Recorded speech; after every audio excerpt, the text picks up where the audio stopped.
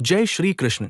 भगवद गीता के 5वें अध्याय में भगवान श्री कृष्ण कर्मयोग और संन्यास के गहरे रहस्य को बताते हैं। अर्जुन के मन में ये प्रश्न उठता है कि कर्म करना श्रेष्ठ है या सब कुछ त्याग देना। तब श्री कृष्ण समझाते हैं कि सच्चा योग वही है जिसमें मनुष्य बिना फल की इच्छा के अपने कर्तव्य कर्म करता है। ये अध्याय हमें सिखाता है कि संसार में रहते हुए भी कैसे शांति, वैराग्य और परमात्मा की प्राप्ति की जा सकती है। आइए सुनते हैं कर्म संन्यास योग। उसके उपरांत अर्जुन ने पूछा, है कृष्ण, आप कर्मों के संन्यास की और फिर निष्काम कर्मयोग की प्रशंसा करते हैं, इसलिए इन दोनों में एक जो निश्चय किया हुआ कल्याणकारक होवे उसको मेरे लिए कहिए।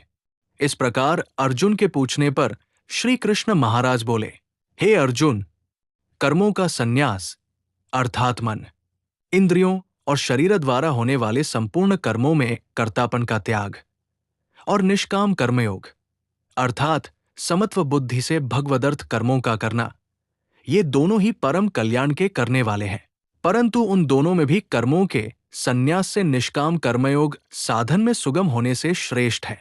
इसलिए है अर्जुन, जो पुरुष न किसी से द्वेष करता है और न किसी की आकांक्षा करता है, वो निष्काम कर्मयोगी सदा सन्यासी ही समझने योग्य है, क्योंकि रागद्वेषादि द्वंद्वों से रहित हुआ पुरुष सुखपूर्वक संसार रूप बंधन से मुक्त हो जाता है। अर्जुन, ऊपर कहे हुए सन्यास और निष्काम कर्मयोग को मूर्ख लोग अलग अलग फल वाले कहते हैं, न कि पंडित जन, क्योंकि दोनों में से एक में भी अच्छी प्रकार स्थित हुआ पुरुष दोनों के फलरूप परमात्मा को प्राप्त होता है। ज्ञानयोगियों द्वारा जो परम धाम प्राप्त किया जाता है, निष्काम कर्मयोगियों द्वारा भी वही प्राप्त किया जाता है। इसलिए जो पुरुष ज्ञानयोग और निष्काम कर्मयोग को फलरूप से एक देखता है, वही यथार्थ देखता है। परंतु है अर्जुन, निष्काम कर्मयोग के बिना संन्यास अर्थात मन, इंद्रियों और शरीर द्वारा होने वाले संपूर्ण कर्मों में कर्तापन का त्याग प्राप्त होना कठिन है, और भगवत स्वरूप को मनन करने वाला निष्काम कर्मयोगी परब्रह्म परमात्मा को शीघ्र ही प्राप्त हो जाता है। वश में किया हुआ है शरीर जिसके ऐसा जितेंद्रिय और विशुद्ध अंतःकरण वाला एवं संपूर्ण प्राणियों के आत्मरूप परमात्मा में एकीभाव हुआ निष्काम कर्मयोगी कर्म करता हुआ भी लिपायमान नहीं होता। हे अर्जुन, तत्व को जानने वाला सांख्य योगी तो देखता हुआ, सुनता हुआ, स्पर्श करता हुआ, सूंघता हुआ, भोजन करता हुआ, गमन करता हुआ, सोता हुआ, श्वास लेता हुआ, बोलता हुआ, त्यागता हुआ, ग्रहण करता हुआ तथा आंखों को खोलता और मीचता हुआ भी सब इंद्रियां अपने अपने अर्थों में बरत रही है। इस प्रकार समझता हुआ निसंदेह ऐसे माने कि मैं कुछ भी नहीं करता हूं। परंतु है अर्जुन, देहाभिमानियों द्वारा ये साधन होना कठिन है और निष्काम कर्मयोग सुगम है, क्योंकि जो पुरुष सब कर्मों को परमात्मा में अर्पण करके और आसक्ति को त्याग कर कर्म करता है, वो पुरुष जल से कमल के पत्ते के सदृश पाप से लिपायमान नहीं होता। इसलिए निष्काम कर्मयोगी ममत्व बुद्धि रहित केवल इंद्रिय, मन, बुद्धि और शरीर द्वारा भी आसक्ति को त्याग कर अंतःकरण की शुद्धि के लिए कर्म करते हैं। इसी से निष्काम कर्मयोगी कर्मों के फल को परमेश्वर के अर्पण करके भगवत प्राप्ति रूप शांति को प्राप्त होता है, और सकामी पुरुष फल में आसक्त हुआ कामना के द्वारा बंधता है। इसलिए निष्काम कर्मयोग उत्तम है। नाश हो गए हैं सब पाप जिनके तथा नासिका में विचरने वाले प्राण और अपान वायु को सम करके जीती हुई है इंद्रिया, मन और बुद्धि जिसकी ऐसा जो मोक्षप्रायण मुनि इच्छा, भय और क्रोध से रहित है, वो सदा मुक्त ही है। और हे अर्जुन, मेरा भक्त मेरे को यज्ञ और तपों का भोगने वाला और संपूर्ण लोकों के ईश्वरों का भी ईश्वर तथा संपूर्ण भूत प्राणियों का सुहृद अर्थात स्वार्थरहित प्रेमी, ऐसा तत्व से जानकर शांति को प्राप्त होता है, और सच्चिदानंद घन परिपूर्ण शांत ब्रह्म के सिवा उसकी दृष्टि में और कुछ भी नहीं रहता, केवल वासुदेव ही वासुदेव रह जाता है। श्रीमद् भगवद गीता के 5वें अध्याय का महात्म्य। श्री भगवान कहते हैं, देवी, अब सब लोगों द्वारा सम्मानित 5वें अध्याय का महात्म्य संक्षेप से बतलाता हूं। सावधान होकर सुनो। मद्र देश में पुरुकुत्सपुर नामक एक नगर है। उसमें पिंगल नामक एक ब्राह्मण रहता था। वो वेद पाठी ब्राह्मणों के विख्यात वंश में, जो सर्वथा निष्कलंक था, उत्पन्न हुआ था। किंतु अपने कुल के लिए उचित वैदशास्त्रों के स्वाध्याय को छोड़कर ढोल आदि बजाते हुए उसने नाच गान में मन लगाया। गीत, नृत्य और बाजा बजाने की कला में परिश्रम करके पिंगल ने बड़ी प्रसिद्धि प्राप्त कर ली और उसी से उसका राजभवन में भी प्रवेश हो गया। अब वो राजा के साथ रहने लगा और पराई स्त्रियों को बुला बुलाकर उनका उपभोग करने लगा।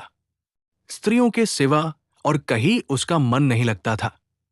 धीरे धीरे अभिमान बढ़ जाने से उच्छृंखल होकर वो एकांत में राजा से दूसरों के दोष बतलाने लगा। पिंगल की एक स्त्री थी जिसका नाम था अरुणा। वो नीच कुल में उत्पन्न हुई थी और कामी पुरुषों के साथ विहार करने की इच्छा से सदा उन्हीं की खोज में घुमा करती थी। उसने पति को अपने मार का कंटक समझकर एक दिन आधी रात में घर के भीतर ही उसका सिर काटकर मार डाला और उसकी लाश को जमीन में गाड़ दिया। इस प्रकार प्राणों से वियुक्त होने पर वह यमलोक में पहुंचा और भीषण नरकों का उपभोग करके निर्जन वन में गिद्ध हुआ। अरुणा भी भगंदर रोग से अपने सुंदर शरीर को त्याग कर घोर नरक भोगने के पश्चात उसी वन में शुकी हुई। एक दिन वो दाना चुगने की इच्छा से इधर उधर फुदक रही थी। इतने में ही उस गिद्ध ने पूर्व जन्म के वैर का स्मरण करके उसे अपने तीखे नखों से फाड़ डाला। शुकी घायल होकर पानी से भरी हुई मनुष्य की खोपड़ी में गिरी। गिद्ध पुनः उसकी ओर झपटा। इतने में ही जाल फैलाने वाले बहेलियों ने उसे भी बाणों का निशाना बनाया। उसकी पूर्वजन्म की पत्नी शुकी उस खोपड़ी के जल में डूबकर प्राण त्याग चुकी थी। फिर वो क्रूर पक्षी भी उसी में गिरकर डूब गया। तब यमराज के दूत उन दोनों को यमराज के लोक में ले गए। वहां अपने पूर्वकृत पाप कर्म को याद करके दोनों ही भयभीत हो रहे थे। तदंतर यमराज ने जब उनके घृणित कर्मों पर दृष्टिपात किया, तब उन्हें मालूम हुआ कि मृत्यु के समय अकस्मात खोपड़ी के जल में स्नान करने से इन दोनों का पाप नष्ट हो चुका है। तब उन्होंने उन दोनों को मनोवांछित लोक में जाने की आज्ञा दी।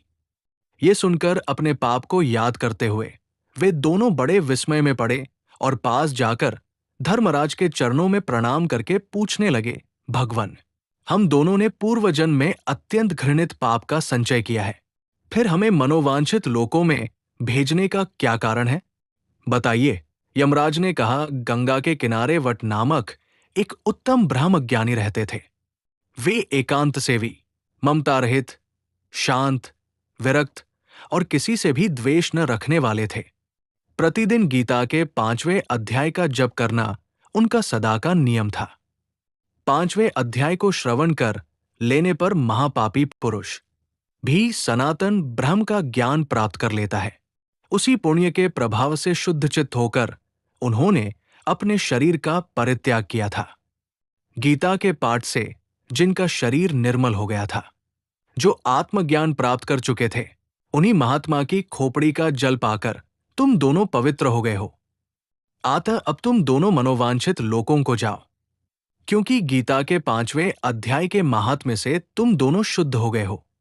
श्री भगवान कहते हैं, सबके प्रति समान भाव रखने वाले धर्मराज के द्वारा इस प्रकार समझाए जाने पर वे दोनों बहुत प्रसन्न हुए और विमान पर बैठकर वैकुंठ धाम को चले गए। तो भक्तों, ये था भगवद गीता के 5वें अध्याय कर्म संन्यास योग का दिव्य संदेश। भगवान श्री कृष्ण हमें बताते हैं कि जो व्यक्ति निष्काम भाव से कर्म करता है, वही सच्चा योगी और सच्चा सन्यासी है। जब मनुष्य अपने कर्म भगवान को समर्पित कर देता है, तब उसके जीवन में शांति, आनंद और आत्मज्ञान का प्रकाश फैल जाता है।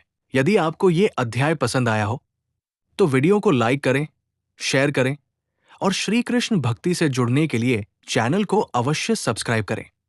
जय श्री कृष्ण। राधे राधे।